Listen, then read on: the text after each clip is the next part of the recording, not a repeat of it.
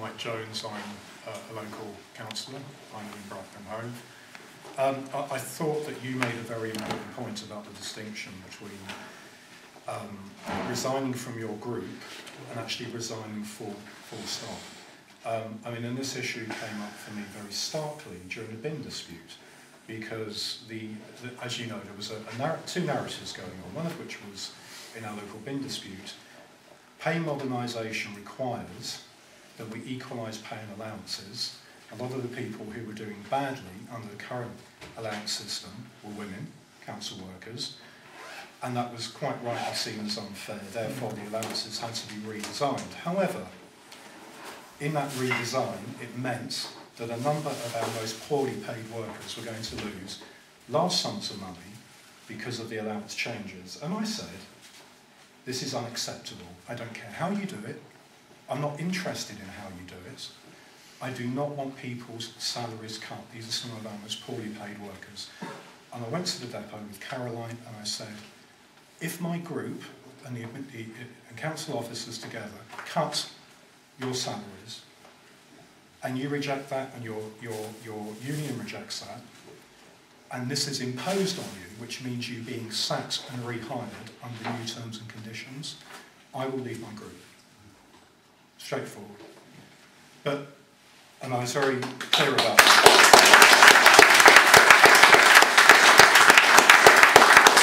But the distinction I want to make here is guys came up to me and women came up to me after and said, oh my God, you can't leave the Green Party. That's what I said, no, I'm not going to leave the Green Party. I might be thrown out, but actually, I'm not leaving the party. I'm resigning from my group because I am sticking to the core policies of the Green Party. And this is what our policies are stating, that we need to work with workers and we need to work with unions. And we achieve a goal that everybody is happy with. We do not impose pay settlements on people. We do not sack people who do not accept those pay settlements. And it was very clear for me. It was wonderful, because for me it was so black and white. And I'm someone who thinks very much in terms of gradations and greys and not be, sometimes a bit prevaricating. This was very, very clear for me. And that for me was a huge relief. I thought, if you do this, I'm off. I will sit as an independent. But that distinction was not understood by lots of people. It was not understood by lots of people within my own party. That's right. Absolutely right.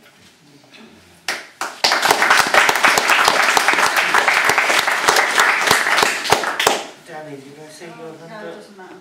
No? Okay. Gentleman with check shirt. Adam from Camden. I still want to just draw together what Adam and Derek talked about in terms of politics being a chess game rather than a very short-term football game, and also about what Adam was talking about, whether we want to just control small little councils, a few of them around the country, or whether we want to become a proper national force. And also then hopefully seek some information from Alex, Ben or Mike, or if it's any other Green councillors, so maybe three, about what Brighton's position is, or whether you've even had discussions about stepping down as the administration yet, and acknowledging openly that there are more councillors that are not Green, and now the election that was held in whichever ward it was, Hollingdean? Hanover was lost. Whether those discussions have happened, sort of realising, waking up to the fact that the Greens now may not have the mandate that was initially discussed 3 years ago. That, well, I was against former minority administration anyway. I'm sure many people here were, but whether the mood is changing within the Green group. I mean, obviously not from Jason Kitcat, but have those discussions happened yet? And are they going to? What would the outcome be? For example, I don't know how many Green councillors in Brighton are of your persuasion, let's put it. I think, to try and answer that, it's a minority. There are 21 Green councillors altogether, and probably, I don't know, seven, eight. It varies a little bit, but in terms of left-leaning councillors and those who would be prepared to even have conversations about not administering the council. attached as a minority, which is kind of the answer that those discussions haven't really taken place. There is a presumption, I think it would be fair to say, please correct me if you think I've got this wrong, but that even raising the question is a fairly un-green thing to do by the majority.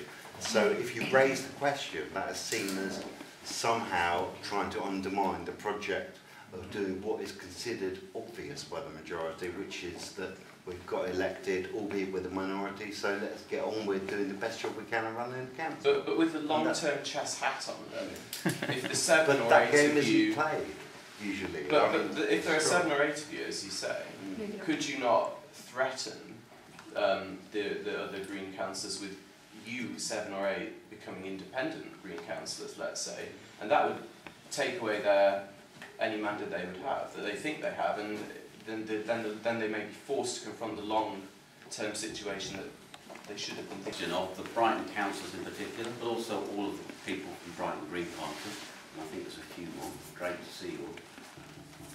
The issue that I was anxious to raise, and that we tried to raise in our second amendment today, that the discussion about what happens in Brighton is a discussion that the whole Green Party should have, and it shouldn't be confined, certainly not to a small group of councillors in Brighton, but even to just the party in Brighton. Is that something that you agree with? Yeah. I'm really glad. If I could just come back really quickly on that, I would love it to be told what to do. I would love it. It's really, really bloody hard. I think some of us have felt very alone with this country, very alone, and it would be very good to have National Party involved, and that's something that both Labour and the Tories have. They have good links with their National Party and a national strategic overview. And for me, this is all about ensuring as well that we do not harm Caroline, we do not harm the city. And managing that's very difficult. Yeah. Okay, thank you very much. Jake, you were next.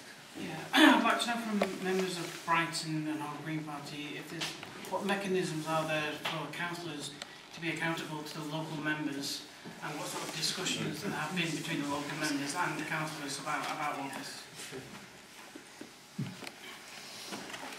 Shall I start answering that? Well, again, correct me if I'm wrong, I think they're quite weak, and that's a separate problem, and it is a problem that attempts have been made by some to address some party members.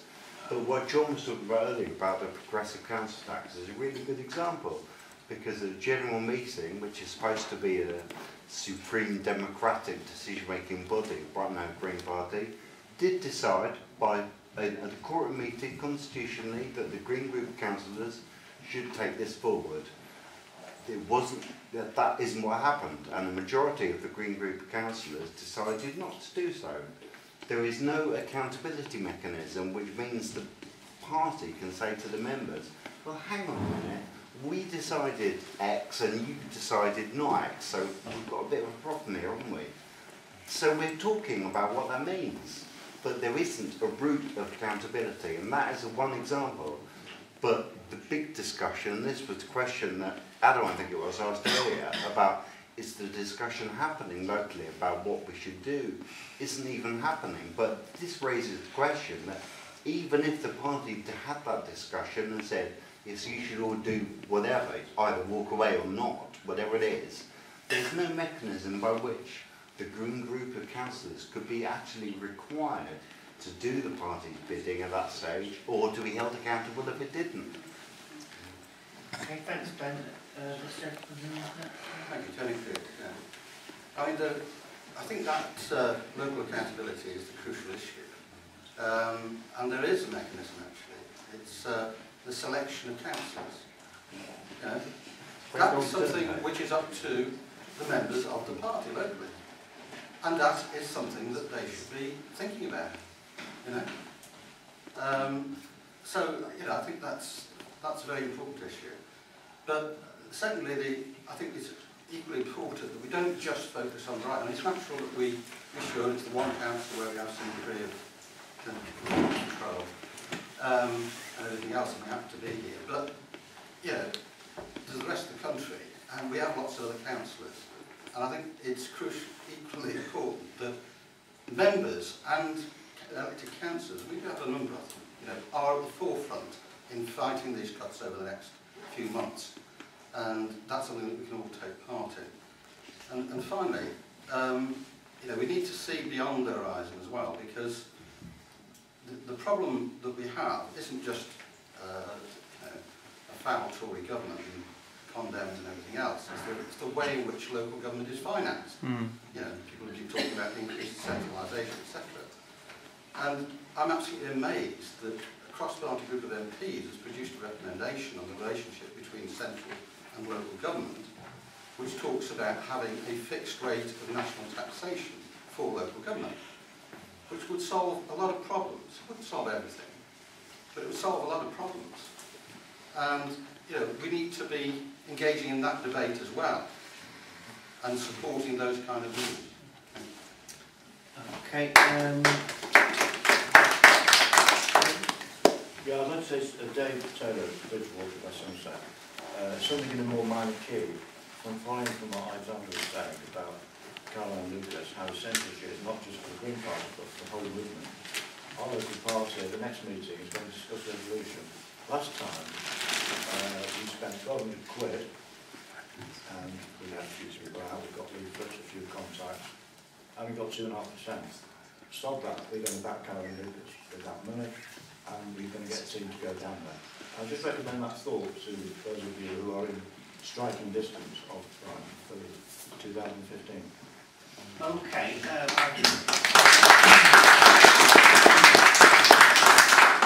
think I've seen a couple more hands up for contributions, but what I want to try and do after that is to ask you all a question, which is, we've heard from the councillors, we've had contributions from people talking about movements, strategy for the party.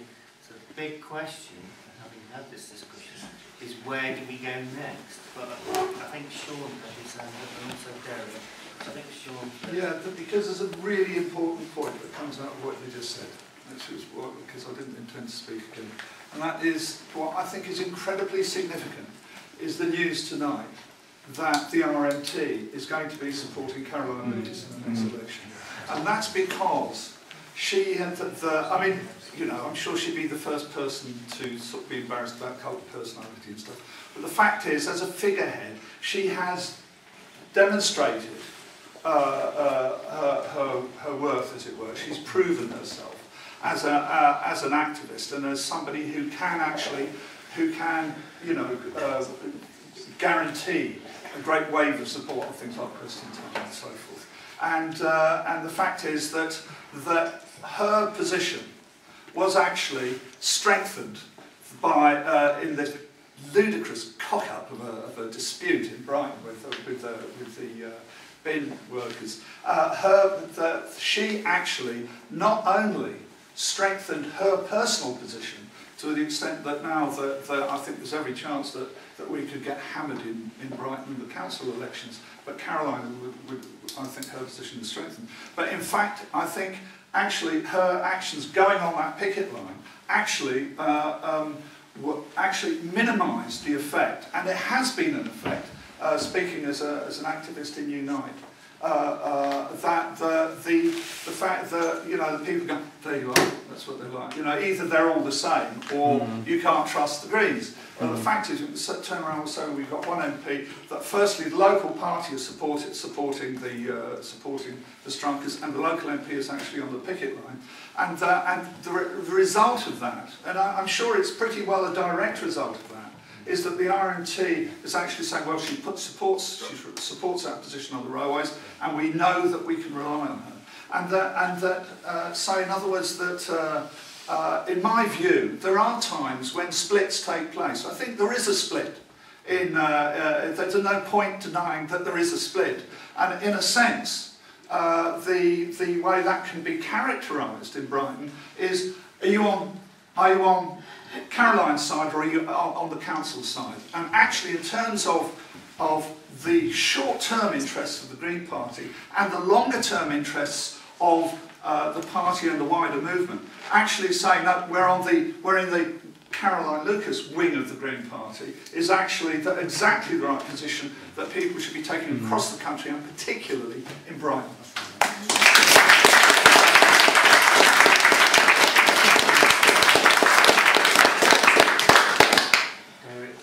Yeah, I was wondering whether I was being derogatory to football, but what I was trying to say is the position that we're sweet and everybody else is bitter isn't acceptable. That's absolutely rubbish politics, and that isn't taking the ecological crisis and the social crisis seriously. There's no good choices in a sense, because I can see that walking out as well is very problematic. But what we have to do is to say that we must have the political debates. We must also say to the whole party, we have to pile in and get Caroline re-elected and do the work on that. So I'm hoping to be a general election candidate, but I'm going to say to my local party that I'm going to be down here canvassing. And certainly I was very critical of Brighton over the GMB dispute. I recognise that it needed sorting out, but I agree with Mike, but I came down and canvassed in the by-election, and we lost that by 38 votes. So even though there are very, very difficult debates, and I certainly am pleased that John's here, I disagree totally with John, but I really respect John as somebody who we can talk to comradely and is a good guy. You know, in a sense, there's two very difficult positions, because if we get out of council, I can see why some people would find that problematic. Our position is that staying in council is going to lose us Caroline, but what we can also do is prioritise coming in here and campaigning for Caroline. What I would say is there's no good role models in Britain. We haven't had a successful far left, and in European Green parties and European left parties, what they've tended to do is to go in coalition and then lose all their politics, and even De Linke have been threatened by that. But keep thinking politically. And the big danger is because things are tough, people leave the party and we reduce the capacity of the left in the party. And what I think we've established here is that we really support the Brighton councillors who've been campaigning on the left, and we've got to keep on doing that. Yeah.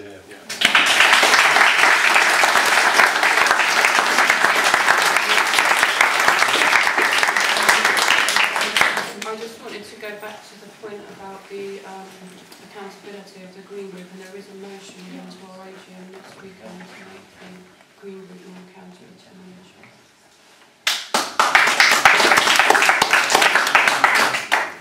Okay, give it, I mean, I think, at what time do we have to be out here? We have to be out by 10, but we probably want to wind up a bit before that. Yeah, okay, so let's try and wind up the debate now. It's about, well, Modwatch has just gone for the back time. You're going.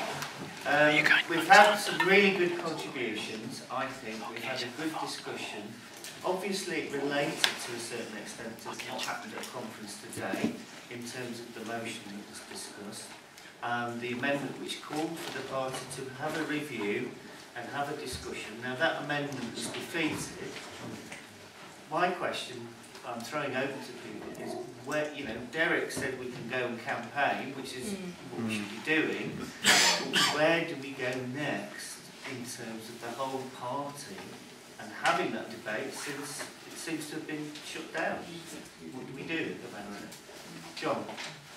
Just on that last point, Helen, although the amendment was lost, I think part of the reason for that was because it contained a presumption about the outcome of the debate, that the damage had been caused, which not a lot of people agreed, well, not everybody agreed with. But I don't think anyone, as far as I know, anyone would actually say we shouldn't have a debate. Let's have a comradely debate. Let's resolve issues. Let's not have grievance capital. Let's get to the bottom of things. And above all, if at all possible, try and get the Brighton group to get some unity. If it can help you to do that, then, as we've seen in Australia, disunited parties don't win elections. So just let's have a debate.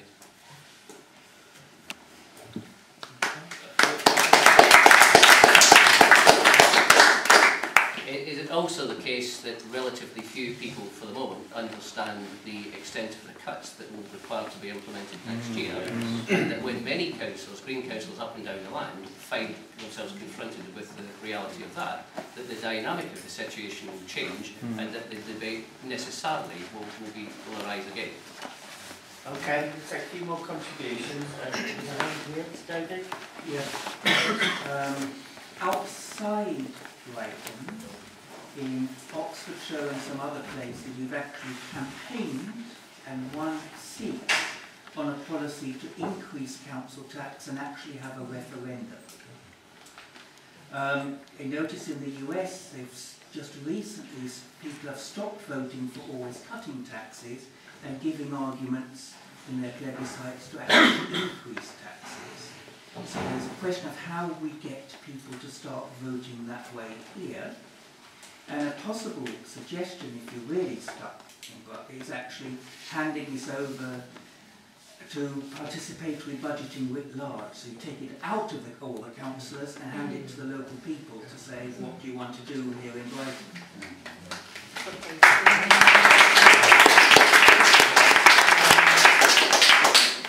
Mark, you next, and then Danny.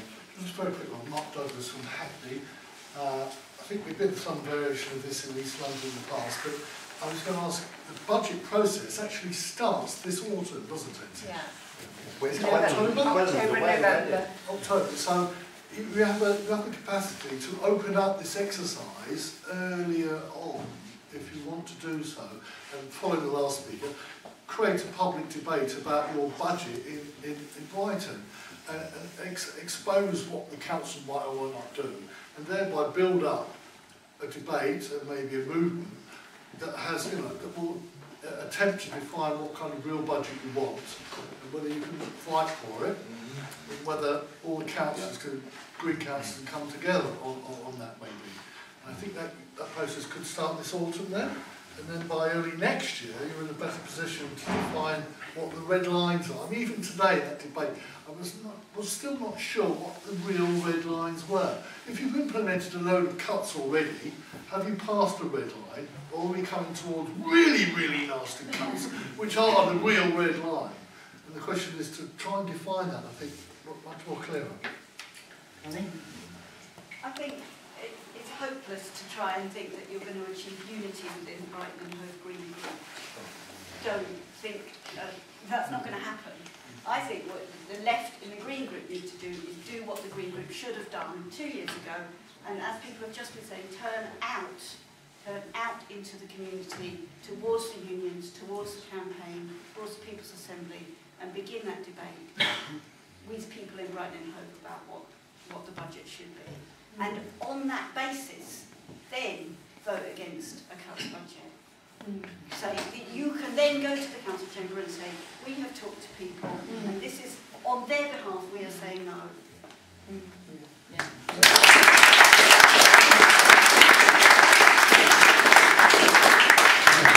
Okay, I mean, I feel that that's actually quite a good point for us to finish. If people are happy with that, but there's just a couple of things I'd like to say. And one is, it's good to hear people saying that they want a debate in the party. It's no good just saying it here in this room. I want that debate to happen. Maybe we'd have to wait to spring conference. I'd like it to start before that. But what I would like to see is different parts of the party coming together and having a joint fringe at conference next year, not outside conference, to have that discussion. I think it's really important that we do that. And credit to John for coming to the meeting.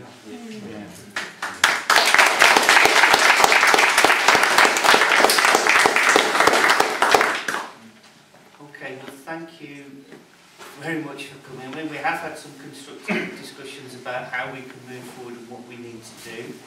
I think that there's absolutely no doubt that, from my point of view, from what I've heard, I think the councillors who are against the cuts in Brighton feel isolated to a certain extent and exposed. Is that fair comment, what you said?